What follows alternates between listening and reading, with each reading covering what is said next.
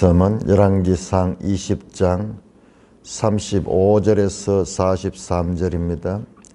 열왕기상 20장 35절 선지자의 무리 중 한 사람이 여호와의 말씀을 그의 친구에게 이르되 너는 나를 치라 하였더니 그 사람이 치기를 싫어하는지라. 그가 그 사람에게 이르되 내가 여호와의 말씀을 듣지 아니하였으니 내가 나를 떠나갈 때에 사자가 너를 죽이리라. 그 사람이 그 곁을 떠나가더니 사자가 그를 만나 죽였더라. 그가 또 다른 사람을 만나 이르되 너는 나를 치라 하매 그 사람이 그를 치되 상하도록 친지라. 선지자가 가서 수건으로 자기의 눈을 가려 변정하고 길가에서 왕을 기다리다가 왕이 지나갈 때에 그가 소리질러 왕을 불러 이르되 종이 전장 가운데 나갔더니 한 사람이 돌이켜 어떤 사람을 끌고 내게로 와서 말하기를 이 사람을 지키라. 만일 그를 잃어버리면 네 생명으로 그의 생명을 대신하거나 그렇지 아니하면 네가 은 한 달란트를 내어야 하리라 하였거늘. 종이 이리저리 이를 볼 동안에 그가 없어졌나이다. 이스라엘 왕이 그에게 이르되 내가 스스로 결정하였으니 그대로 당하여야 하리라. 그가 급히 자기의 눈을 가린 수건을 벗으니 이스라엘 왕이 그는 선지자 중에 한 사람인 줄 알아본지라. 그가 왕께 아뢰되 여호와의 말씀이 내가 멸하기로 작정한 이 사람을 내 손으로 놓았은즉 내 목숨은 그의 목숨을 대신하고 내 백성은 그의 백성을 대신하리라 하셨나이다. 이스라엘 왕이 근심하고 답답하여 그의 왕궁으로 돌아가려고 사마리아에 이르니라. 오 하나님, 은혜를 감사합니다. 오늘 이 평범해 보이는 말씀 속에 비범한 하나님의 뜻을 발견케 하여 주옵소서. 예수님 이름으로 감사하며 기도드리옵나이다. 아멘. 자, 우리가 20장 이제 마지막 부분인데요. 다시 한번 20장을 복기해 보면은 20장에서는 아람의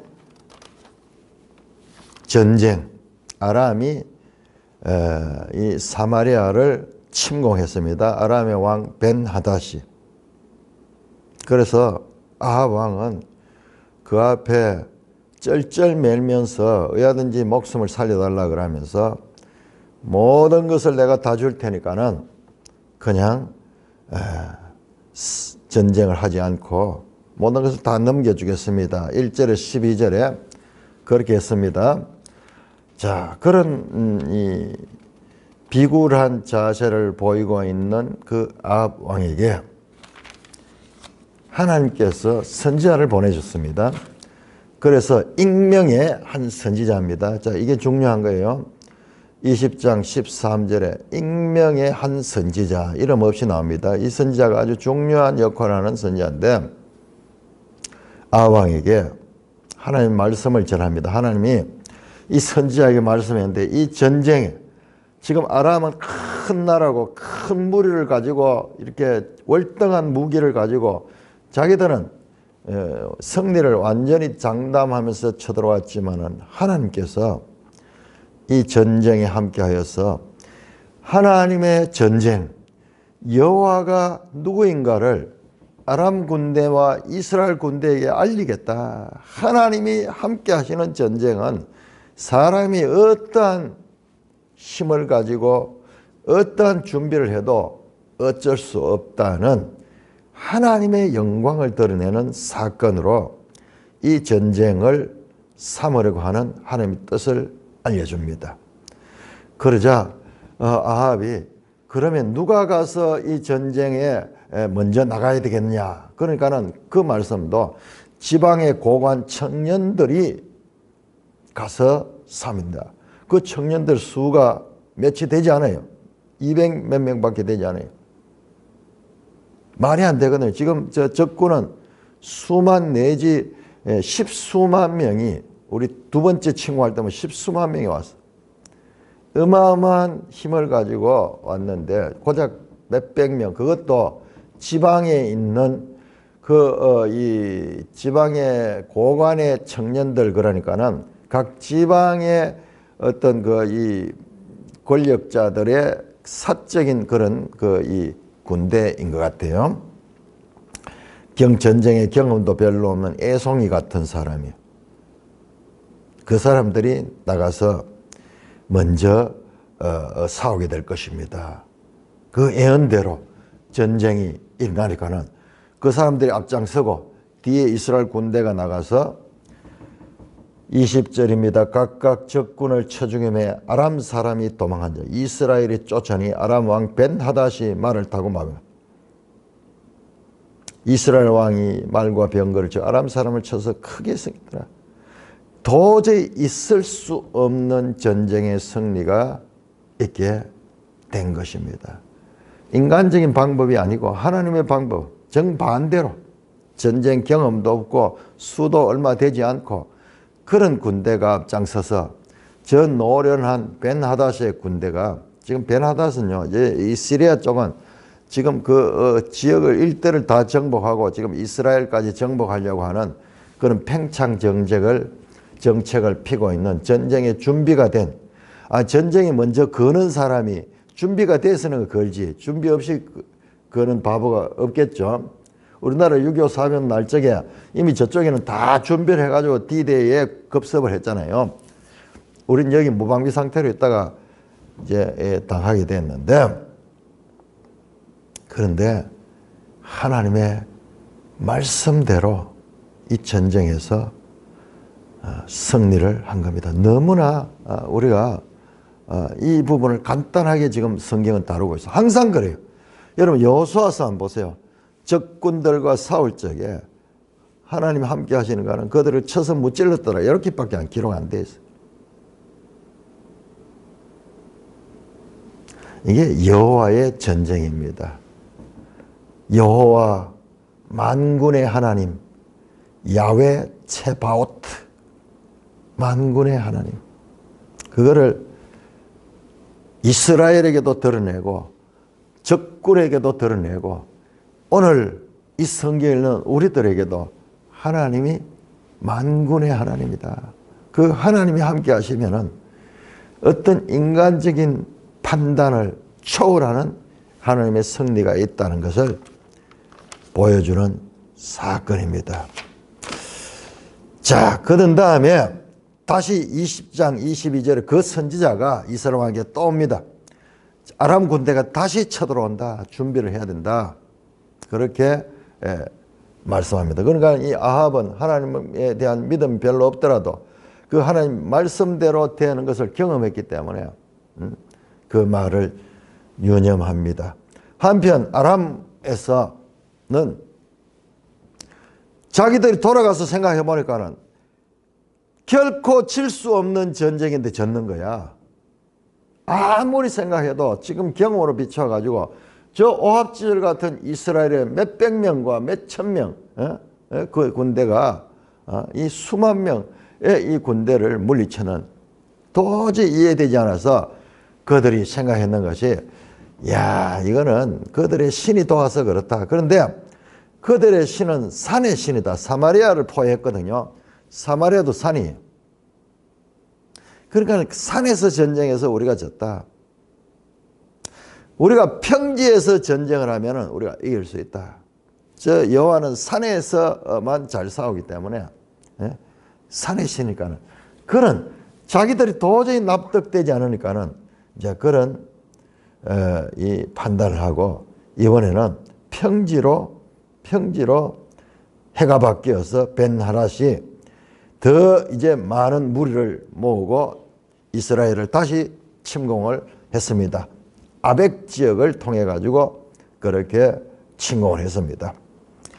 자, 그러자 28절에 20장 2절 그때 하나님의 사람이 이스라엘 왕에게 나와서 말하되 여호와의 말씀에 아람 사람과 싸우면은 승리한다고. 그래서 신념을 가지고 그 전쟁에 승리하게 합니다. 그래서 그 말씀대로 보세요. 거기에 28절에 하나님 다시 말합니다. 내가 이 큰 군대를 다 네 손에 넘기니 너희는 내가 여호와인 줄 알아. 하나님이 누구신가를 알려주는 거예요. 이 전쟁에 말도 되지 않는 그와 같은 군사적 그 다음에 무기나 모든 면에서는 질 수밖에 없는데 하나님 함께 하시면 이기는 그 하나님의 영광을 드러내는 전쟁인 거예요. 그 말씀대로 이스라엘 자손이 전쟁이 일어났을 때 아람 보병 10만 명을 죽이고 20절에 그 남은 자는 아벡으로 도망해 성읍에 피했는데 그 성읍이 무너져서 마치 여리성이 무너지듯이 거기서 2만 7천 명이 성벽에 깔려 죽어집니다.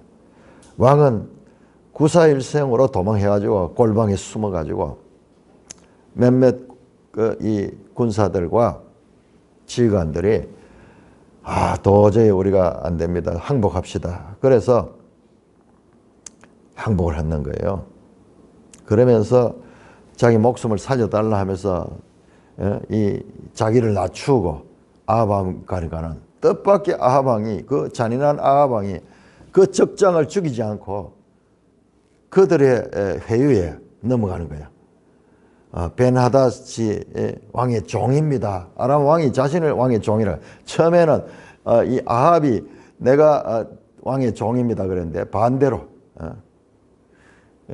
아합은 왕의 종입니다 하고 당신은 나의 주입니다 그랬어. 나의 주. 벤하닷 당신은 나의 주인입니다 했는데 이번엔 반대로 벤하닷이 아합에게 내가 당신의 종입니다. 왕의 종입니다. 완전히 역전되죠. 그러면서 사신들이 보니까는 아합이 이 관용을 하는 것 같은 것을 눈치를 채고 빨리 벤하닷 왕에게 가서 무릎을 꿇고 그 앞에 가서 과거 당신 아버지 시대에 아버지가 오므리 왕이었죠. 오므리 왕 시대에 아람이 빼앗았던 그 지역 요단 동편의 길랏 라못 땅을 비롯해 가지고 모든 것을 다 주겠습니다. 다 주겠습니다. 그리고 왕을 우리가 다시는 공격하지 않고 왕과 화평하는 그런 관계를 가지겠습니다. 그러면서 조약을 맺었는 거예요. 조약을 맺는데 평화조약입니다. 34절에 20장 34절에 그래서 이 조약으로 당신을 놓으리라 하고 더불어 조약을 맺고 그런 평화조약을 맺어요. 두 나라. 그러면서 그 아람 왕을 석방시켜 준 것입니다. 자, 그 사건입니다. 자, 그 사건과 오늘 읽었던 본문은 밀접한 연관이 있습니다. 그런데 갑자기 뚱딴지 같은 이야기가 나와요. 선지자 무리 중 한 사람이 여호와의 말씀을 그의 친구에게 너는 나를 치라 하였더니 그 사람이 치기를 시작한다. 하나님의 말씀이니까는 너는 나를 사정없이 딸을 치라고 그렇게 말했더니만은 그 친구가 선지자예요. 그 친구 선지자예요. 그거는 말이 안 되는 이야기다. 내가 어떻게 이 아무 잘못 없는 너를 칠 수가 있느냐 그러면서 치기를 싫어했는 거예요. 야, 이 단어도 참 중요하네요. 자, 우리가 요시야 왕이 애굽과 전쟁을 할 때 그 애굽 왕이 떠나가라고 나는 너희와 싸울 생각이 없고 하나님이 나를 통해서 말씀했는데 너와 결코 싸우지 마라 그랬다. 그 하나님 말씀을 전해줬는데 그가 떠나기를 싫어하고 억지로 변장까지 해가 다시 들어가듯이 이 사람도 치기를 싫어했는 거예요. 그것도 좀 황당하죠. 요시야 왕을 바로 너고가 애굽 왕 바로 너고가 그 열왕기 하 23장에 요시야가 죽을 때 그 사건이에요. 그때 하나님이 애굽 왕을 통해서 유다의 왕 아주 그것도 개혁적이고 율법을 존중하는 그 왕에게 하나님이 애굽 왕을 통해 가지고 요시야한테 말을 하니 이것도 엉뚱한 전혀 이 자연스럽지 못한 건데 그러니까 그걸 받아들이기가 어려운 거예요. 그래서 억지로 다시 이 전쟁에 들어갔다 요시아가 죽었듯이 이 사람도 마찬가지야. 그 사람이 치기를 싫어했어요. 아니 누구와 입장이 돼도 마찬가지 아니겠어요? 가만히 있는 사람한테 나를 치라 그러니까는 그것도 사정없이 치라 그러니까 부상을 당할 정도로. 그러니까 누가 하겠어요? 여호와의 말씀이야. 아니 여호와의 말씀이 그 말도 안 되는 그런 짓을 하라고? 아, 나 못하겠어. 그랬는 거예요. 그러니까 그가 36절에 그 선지자가요, 그 친구 선지자에게 네가 여호와의 말씀을 듣지 않았다. 그러니까는 네가 사자가 너를 죽이라. 아니 그 말대로 그 사람이 그 곁을 떠나 사자가 그를 만나 죽였더라. 말도 안 되는 도무지 비정상적이고 그리고 엉뚱한 의외적인 사건이 일어납니다. 아니 지금 이게 무슨 아합 왕과 무슨 상관인가? 그걸 우리가 봐야 돼요. 그걸 맥락에서 보면 이해가 되는데 그 맥락을 놓치고 보면은 이 말씀이 너무 성경에서 이상한 본문. 그러나 이 이상한 본문은 처음 나오는 게 아니었어요. 우리가 13장 24절에서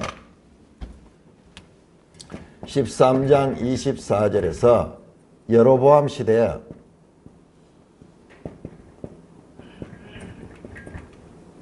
하나님의 사람이 사자에게 죽임을 당했던 그 사건의 반복이야. 자, 그런데요, 이 성경은 이 사건을 떠올리게 우리에게 사인을 심어놨어요. 자, 보세요. 20장 28절 보세요. 그때 하나님의 사람이 이스라엘 왕에게 나와서, 이 선지자가 하나님의 사람이야. 하나님의 사람이야.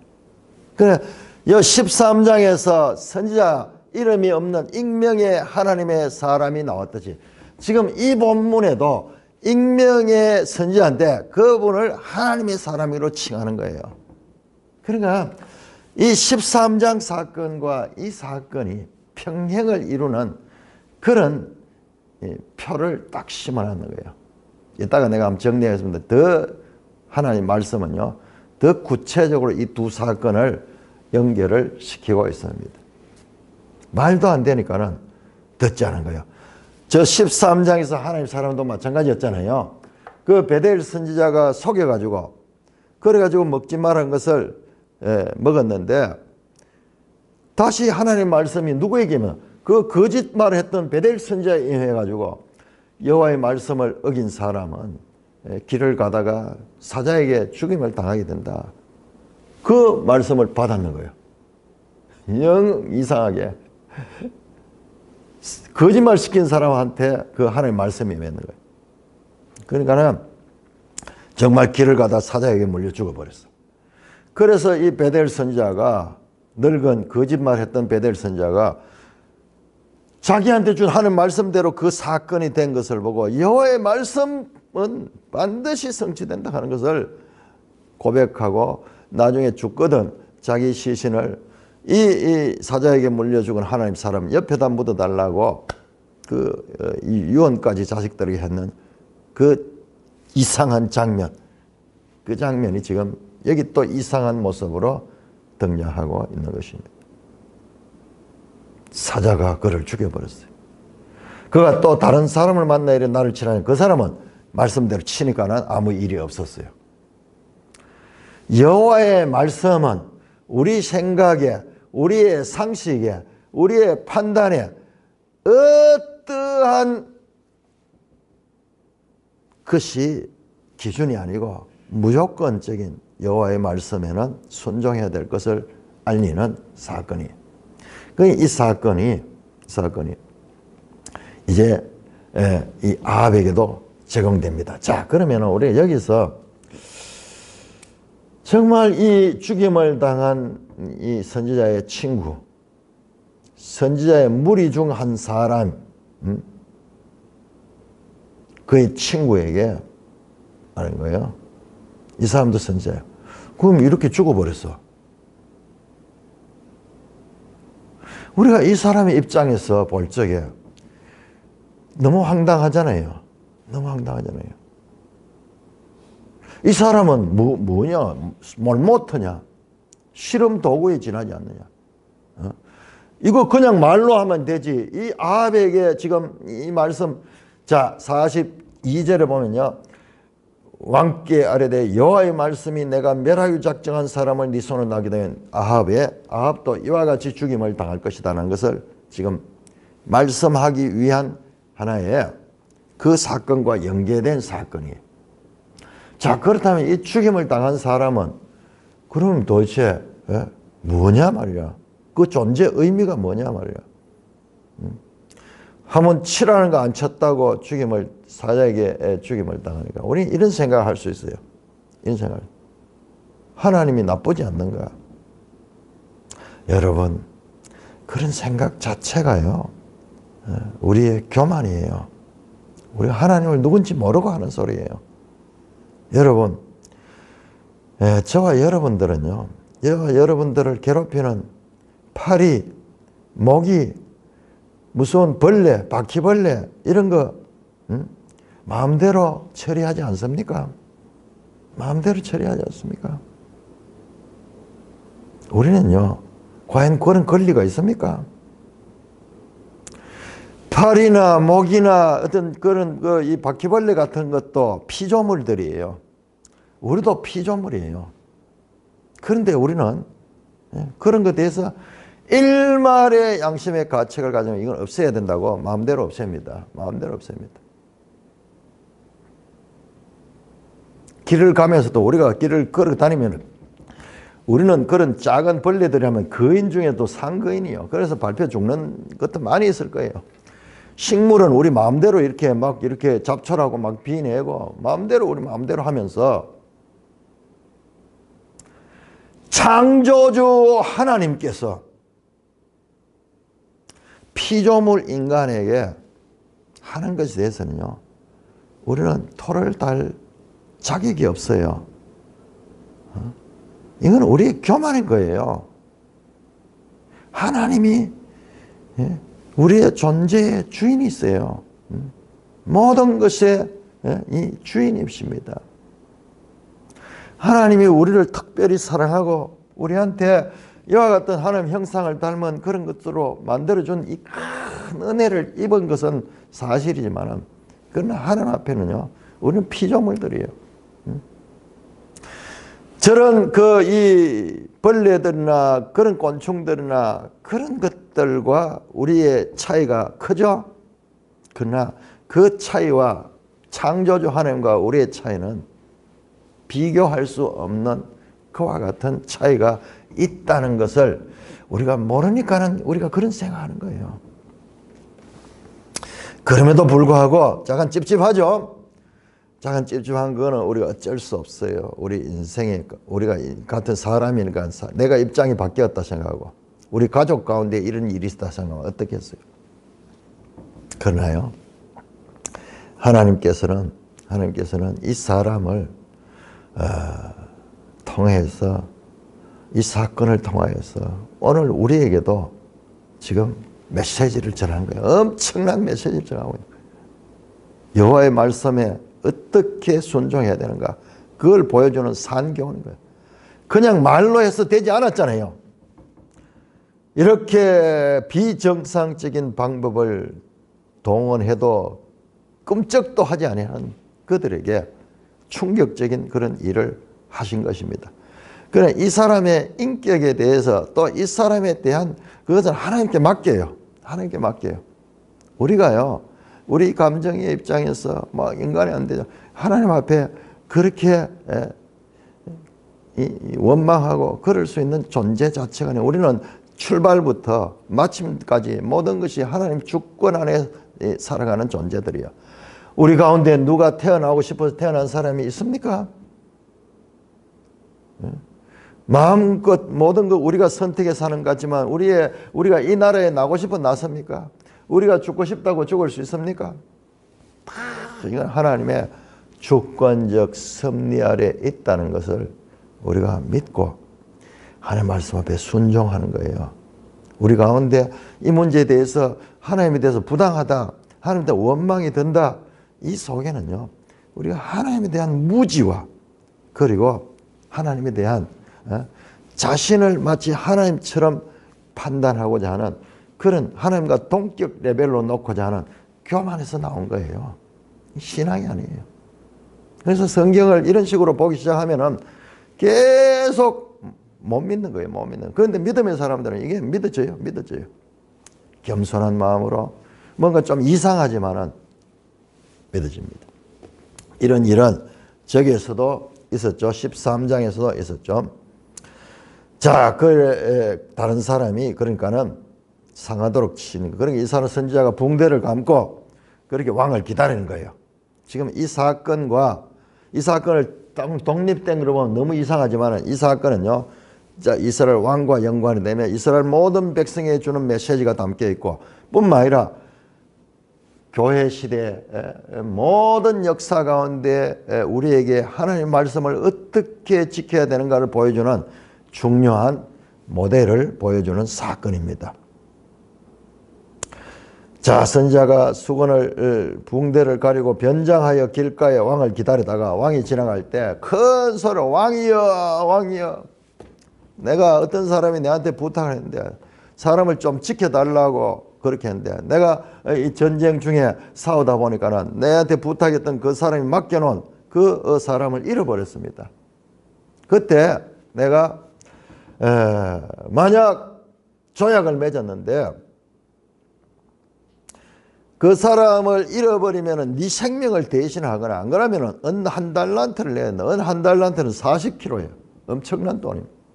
그런데 내가 이걸 어떻게 해야 되겠습니까? 내가 참 억울하게 됐습니다. 왕이여 판단해 주소서. 그러니까 그 왕이 네가 결정했기 때문에 너는 그 법대로 그대로 당해야 돼. 그렇게 법을 들이대면서 법대로 처리하라고. 그 말이 나오자마자 수건을 가르었던 붕대를 풀고 모습을 드러내 보니까는 선지자야. 자신에게 전쟁에 대해서 그 하나님 말씀을 전해줬던 그 선지자예요. 그런 왕이 화들짝 놀라가 보니까는 그 선지자가 그 순간에 말씀합니다. 여호와의 말씀을 전합니다. 내가 멸하기로 작정한 사람을 하나님이 헤렘하기로 작정한 그 사람.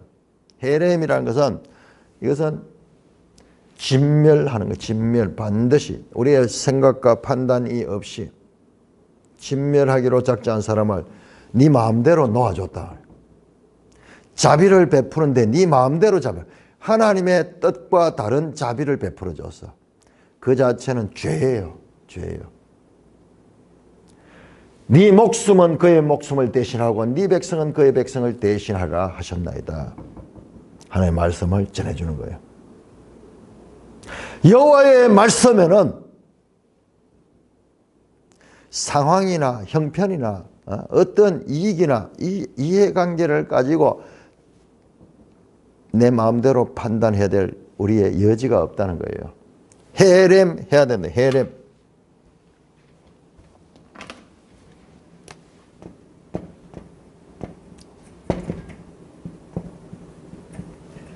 진멸하다, 온전히 바치다. 온전히 바쳐야 됩니다. 여지가 없습니다. 우리가 판단해가지고 어떤 거는 빼고 어떤 것은 이런 거 없어요. 무조건 이것은 헤렘해야 됩니다.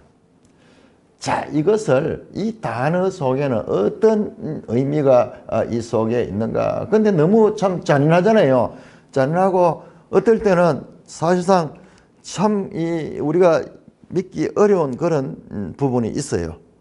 자, 요 헤렘 사건 이걸 어겼는 거예요. 그래서 내가 멸하기로 작정한 사람 할 때 요 멸하다 하는 요 단어가 요 헤렘이에요. 이거는 무조건 바쳐야 돼요. 무조건 내 이해관계가 들어가면 안 돼요. 하나님의 절대 명령에 순종해야 돼요. 이거는 가장 큰 죄, 이걸 어기면.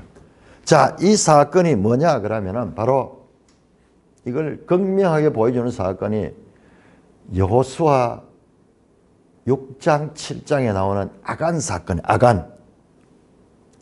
이스라엘이 이 여리고성을 하나님 말씀대로 7바퀴 돌고 그러자 그 성이 무너졌잖아요. 무너졌잖아요.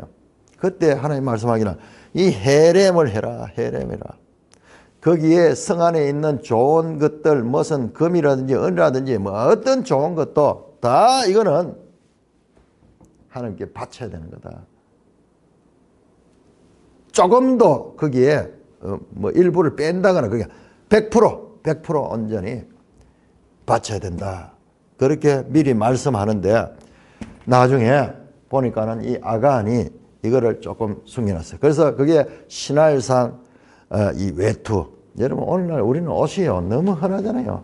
옷이 흔하죠. 그러나 고대 시대에 옷을 하나 만들려고 하면 전부 짜가지고 손으로 만든 게 옷이 아주 값비싼 거예요.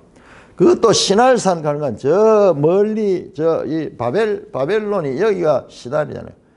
외국이 아주 명품 옷이 왔는 명품. 그것도 이 모피로 돼가지고 아주 따뜻한 좋은. 요즘도 우리가 요즘도 그런지 모르겠는데 밍크 코트하고 뭐 이런 거 한때 유행했는데 얼마나 값비쌉니까? 아, 그게 있는 게야. 그리고 금덩어리, 은덩어리 있는 거 이걸 좀 숨겨놨어요. 굳이 없앨 거 뭐 있나? 그런데 아이성 전쟁에서 이스라엘 백성이 패전을 해서 36명가 죽고 이 여리고 성과 완전히 반대 상황이 나요. 그래서 여호수아가 하나님 앞에 기도하니까는 하나님께서 말씀하세요. 헤렘하지 않았다. 너희 가운데 누가 헤렘하지 않았다. 그래서 알고 보니 아간이 그것을 빼돌려 놨는 거예요.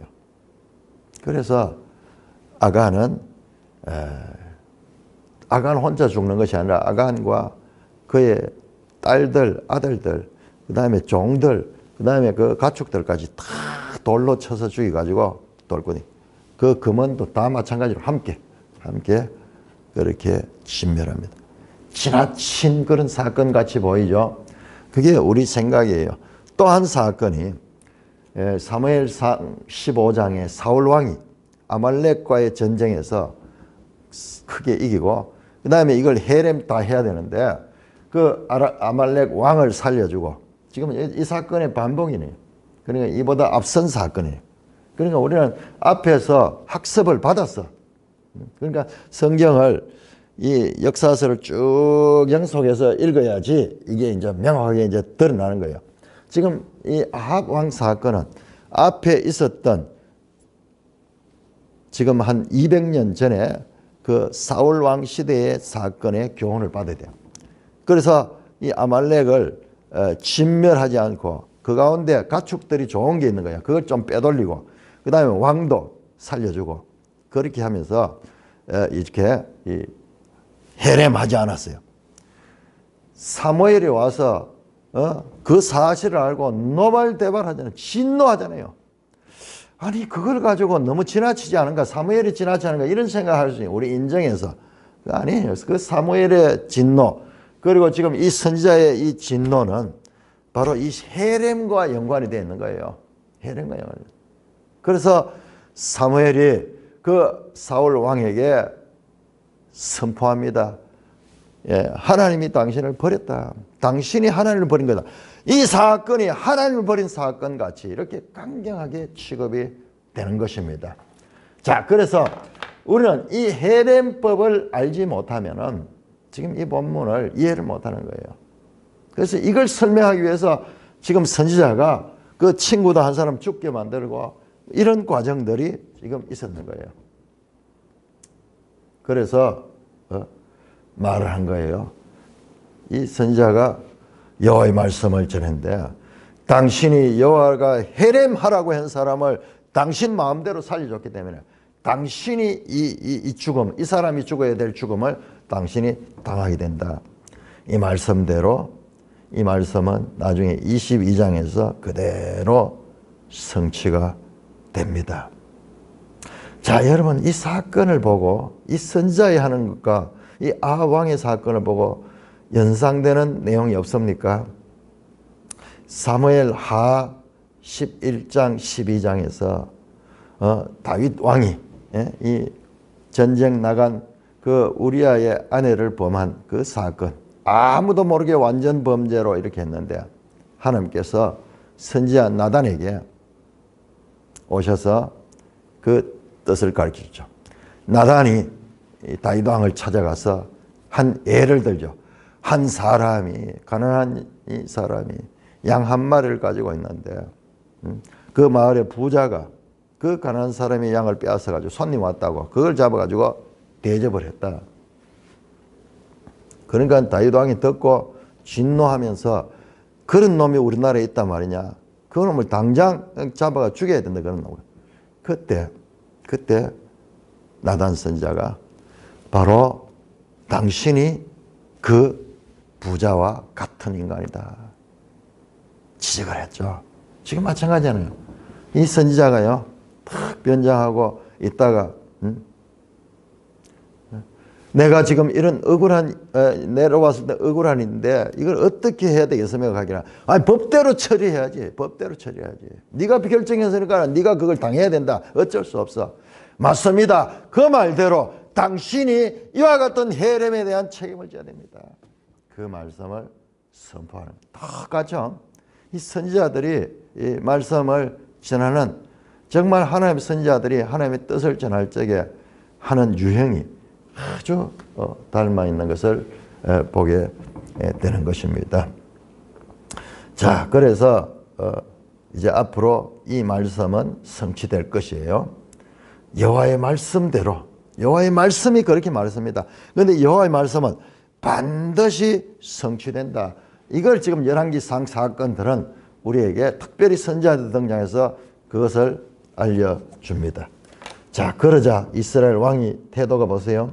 왕이 근심하고 답답하여 그의 왕궁에 돌아가려고 사마리아에 이르렀다. 이와 같은 하나님의 심판 선언을 듣고 그가 돌아가는데 마음이 근심하고 답답하여 왕궁에 사마리아로 돌아가게 되었습니다. 다윗 왕과 차이점은 나단 선지자가 그렇게 말해 다윗 왕은 거기서 회개하고 울면서 죄를 자복하고 용서를 구했는데 이 아합은 근심하고 답답하고 그의 왕궁을 돌아가서 이제 다른 일에 몰두하면서 이 일을 잊으려고 하는 것을 보게 됩니다. 자, 21장 1절에서 10절까지만 교독하겠습니다. 21장 1절 그 후에 이 일이 있으니라. 자, 그 후라는 말은 지금 이 사건 하나님의 심판 선언이 선지자를 통해서 아합에게 있었던 이 사건 이후에 이 일이 있었냐. 어떤 일이냐. 이스라엘 사람 나봇에게 이스라엘의 포도원이 있어 사마리아 왕 아합의 왕궁에서 가깝더니 아합이 나봇에게 말하여 이르되 내 포도원이 내 왕궁 곁에 가까이 있으니 내게 주어 채소밭을 삼게 하라. 내가 그 대신에 그보다 더 아름다운 포도원을 내게 줄 것이요 만일 내가 좋게 여기면 그 값을 돈으로 내게 주리라. 나봇이 아합에게 말하되 내 조상의 유산을 왕에게 주기를 여호와께서 금하실지로다 하니. 이스라엘 사람 나봇이 아합에게 말하여 이르되 대답하여 이르기를 내 조상의 유산을 왕께 줄 수 없다 하므로 아합이 근심하고 답답하여 왕궁으로 돌아와 침상에 누워 얼굴을 돌리고 식사를 아니하니 그의 아내 이세벨이 그에게 나와 이르되 왕의 마음에 무엇을 근심하여 식사를 아니하나이까. 왕이 그에게 이르되 내가 이스라엘 사람 나봇에게 말하여 이르기를 내 포도원을 내게 주되 돈으로 바꾸거나 만일 내가 좋아하면 내가 그 대신에 포도원을 내게 주리라 한즉 그가 대답하기를 내가 내 포도원을 내게 주지 아니하리라 하겠노라 하기 때문이로다. 그의 아내 이세벨이 그에게 이르되 왕이 지금 이스라엘 나라를 다스리나이까 일어나 식사를 하시고 마음을 즐겁게 하소서. 내가 이스라엘 사람 나봇의 포도원을 왕께 드리리이다 하고.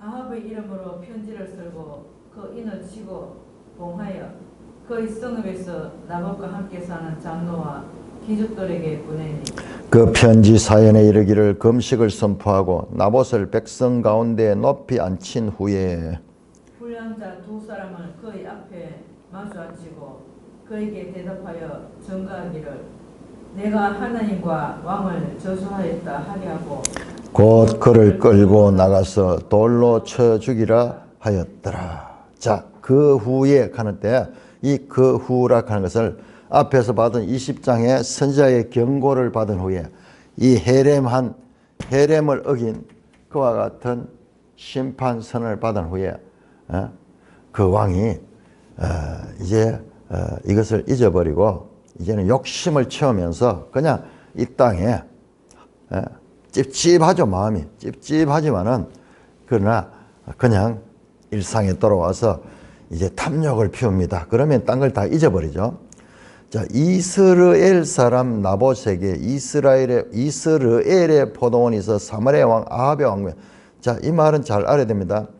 사마리아 왕 아합의 왕궁은 사마리아하고 이스라엘하고 뚝 떨어져 있는데 이게 왜 가까이 있느냐? 그 말이 아니고 사마리아의 왕 아합의 왕궁에서 가까운 이 왕궁은 이스라엘에 있는 이 왕의 별궁이에요. 별궁.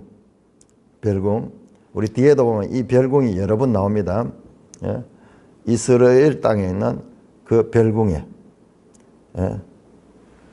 그래서 아합의 별궁에서 그 나봇의 포도원이 그 인접해 있었던 거예요. 그러니까는 땅을 가지고 싶은 그런 욕심. 그 옆에 이 땅이 붙어 있는데 아주 땅이 좋은 거야. 이걸 빼앗고 싶은 거야. 이걸 자기가 획득하고 싶은 거예요. 그러니까는 그 나봇이라는 사람은 어떤 좋은 조건을 줘도 팔지 않습니다. 왜냐 그러면은 3절에 오늘 우리 개념으로 보면은 이게 이해가 안 돼요. 그냥 돈 많이 받고 왕이 많이 주겠다는 거 팔면은 뭐 떼돈 버린데 그게 아니고 이스라엘 법은요 땅을 팔지 못하도록 되어 있어요. 땅은 하나님 것이다. 팔지 못하고 부득이하게 팔리더라도 50년째 되면 다시 돌아오도록 하는 이런 이스라엘의 법을 가지고 기업 무르기를 통해 지속적으로 그 가족들이 소유하는 거예요. 만약 이분이 땅을 팔게 되면 그 불명예가 그 자손 대대로 불명예스러운 인물이 되는 거예요. 그래서 그 법을 가지고 내 조상의 유산을 왕에게 주기를 여호와께서 금하실지어다 하면서 하나님 말씀대로 어떤 좋은 조건에도 그 땅을 아합에게 넘기지 않습니다. 그러니까는 왕이 가지고 싶은 것 못 가지는 거. 자, 여기 단어를 한번 보세요. 4절에 아합이 근심하고 답답하여 왕궁으로 돌아와 침상에 누워 얼굴을 들고 식사를 하자. 자, 근심하고 답답하여 하는 요 단어가 동일하게 20장 43절에 이스라엘 왕이 근심하고 답답해요. 요 단어예요. 하나님의 헤렘에 대한 심판선을 두고 근심하고 답답했듯이 자기가 가지고 싶은 땅을 못 가지게 되는 건 근심하고 답답해하는 이 정도 수준이에요. 이 정도 수준. 이것은요.